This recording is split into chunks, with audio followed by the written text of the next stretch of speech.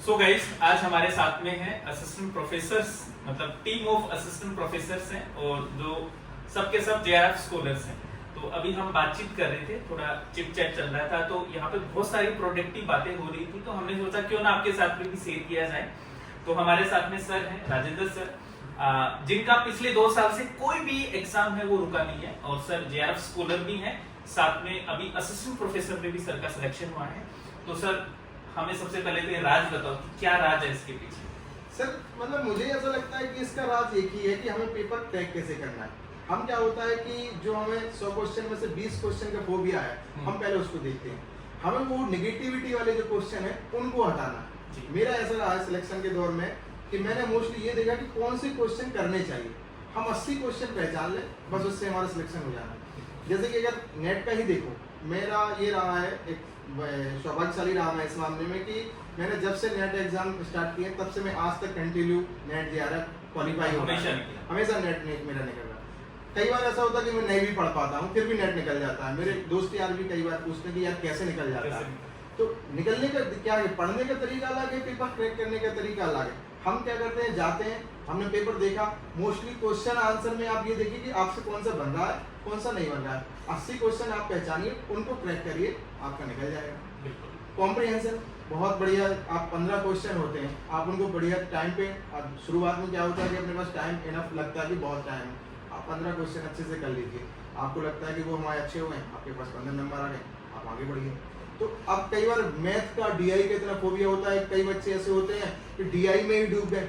ऐसे कुछ मेरे फ्रेंड रहे, उन्होंने मतलब 20-20, 25-25 मिनट किसमें दे दिए, डीआई में दे दिए, और वो हमसे बाहर आके कह रहे हैं यार मैंने तो पूरा डीआई सॉल्व कर दिया। अच्छी बात है, बाकी पेपर का क्या है तो बाकी पेपर नहीं हुआ, टाइम ही नहीं पूछा।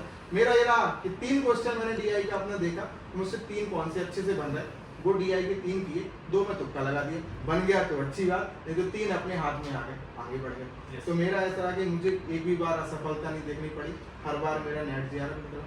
और इनफैक्ट नेट जेआरएफ नहीं, सिविल में मतलब मैंने स्टेट पीसीएस मध्य प्रदेश का दिया, 2019 से मैं कंटिन्यू 6 बार दिया, 6 बार मेरा प्री निकला, हर बार 80 के ऊपर नंबर आए।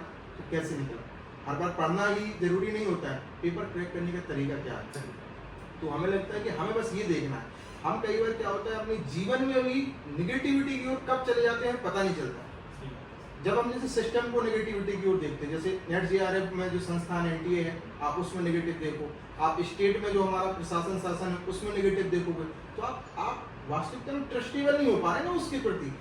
अपने सिस्टम के प्रति ट्रस्टेबल नहीं होगे तो फिर आप अपनी चीजों के प्रति कैसे ट्रस्टेबल होगे। एक छोटा सा एग्जांपल मैं बताऊं, जैसे आपने देखा भी होगा भी नेट में क्वेश्चन आ रहा है मूवीज से। तो जैसे मेरा 26 को एग्जाम था जी, तो मेरे एक फ्रेंड है, उनका सुबह की शिफ्ट में एग्जाम था जी। उन्होंने मतलब वो 12 बजे तक पहली शिफ्ट खत्म हुई, तो वो 12:30 तक रूम आ गए थे। उन्होंने मुझे बताया कि केशव मूवी से क्वेश्चन आ रहे हैं। उनके मूवी से कैसे क्वेश्चन के, मतलब ये ईयर पूछ रहे हैं कि पहली मूवी किसकी थी, मतलब इस डायरेक्टर की पहली कौन सी मूवी थी। तो फिर मैंने क्या किया, मैंने सोचा कि क्या करूँ मैं, मेरे पास मतलब टाइम में तो सेंटर निकलने वाला, 3 बजे मेरी शिफ्ट का एग्जाम था। तो फिर मैंने सर्च किया, पहली मूवी देखी तो मैंने मतलब 1931 हरीश चंद्र वगैरह आलम आ रहे मूवी देखी मैंने। अब उन्होंने पूछा कि वो इसके बाद दूरदर्शन पे उन्होंने पूछ लिया कि मतलब प्रोग्राम्स कौन कौन से हैं।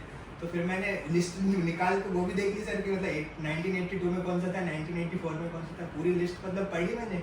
और जाके मैंने सर मतलब 3 क्वेश्चन सॉल्व कर दिए। बट मैंने वहाँ पे देखा मेरे सर उसमें सर हॉलीवुड का पूछ लिया उन्होंने जो कि मैंने सर्च नहीं किया था।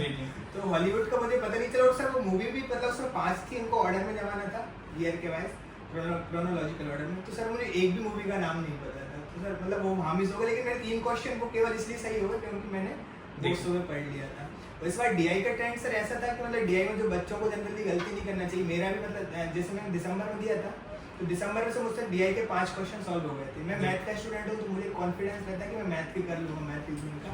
बट इस बार क्या हुआ सर, पहला क्वेश्चन ऐसा आया कि मैंने उसमें 12 मिनट दिए एक क्वेश्चन में, वो मुझसे सॉल्व नहीं हुआ सर, फिर भी सॉल्व नहीं हुआ। और वो 4 क्वेश्चन मुश्किल से 4 मिनट से पहले सॉल्व हो गए सर।